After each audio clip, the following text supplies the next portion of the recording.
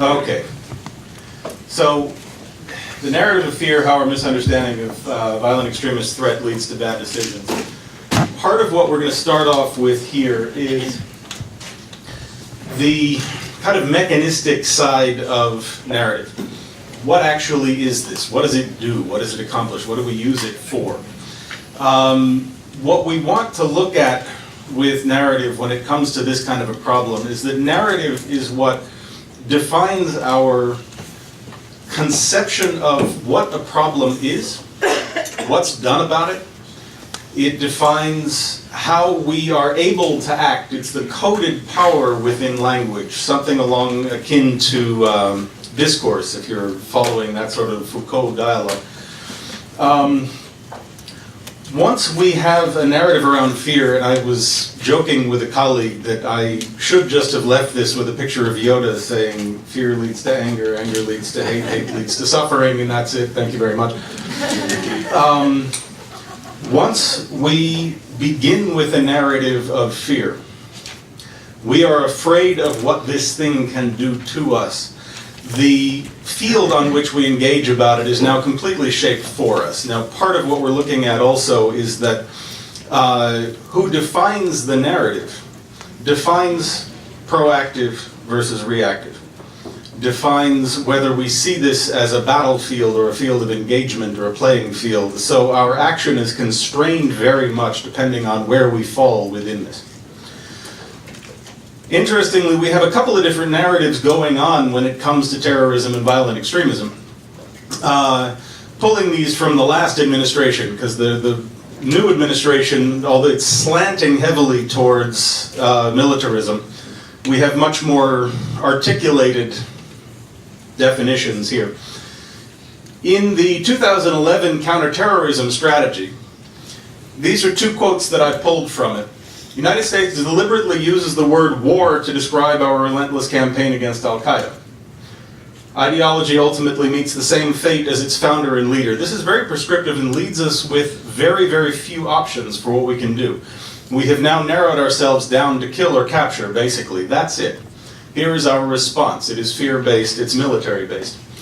If you look at the 2016 Department of Homeland Security CVE strategy, successful efforts to counter violent extremism are in large part predicated on trust. Trust among members of a family or peer group, trust within a community, trust among government, law enforcement, and the communities they serve. It's an incredibly different narrative. It's an incredibly different set of options, of responses, a pathway leading away from where we are to where we're trying to be that's offered here. Now, interestingly, if we think this is appropriate for domestic, why is it then that we act so differently overseas? When we start framing our engagement in terms of war versus community process and governance, battlefield lenses show battlefield solutions. We have inherently narrowed down the number of things we see in front of us, what we recognize and what we miss. In terms of analysis, strategic planning, and operational planning, that's critical importance and leads towards failure or success in many cases. Non-military solutions are dismissed as weak or inappropriate. Now, I can hear, if nobody in this room is thinking it, I certainly get this from people out in the wild. Trust and relationship are great, but try that against an Al-Qaeda hardened cadre of fighters. There's the response that this kind of narrative argument often gets. Now, the really critical piece there is Al-Qaeda isn't Al-Qaeda until it is. Before it becomes that group of hardened fighters, what you have is a bunch of people who haven't been radicalized yet. They are disaffected, they're angry, they're marginalized, they're just people. One of those two narratives is appropriate for dealing with them, the other is not. Here's what tends to happen when you mix the metaphors. That's Ferguson, but you can see the analogies to overseas. Lessons learned break down. End state thinking versus process and long-term vision. One of those two narratives leads us to very staccato end state thinking. There is no end state in human process. There is only ongoing. There's the infinite game that we started off talking about. What do we do about it? Getting out of that fear narrative is critical.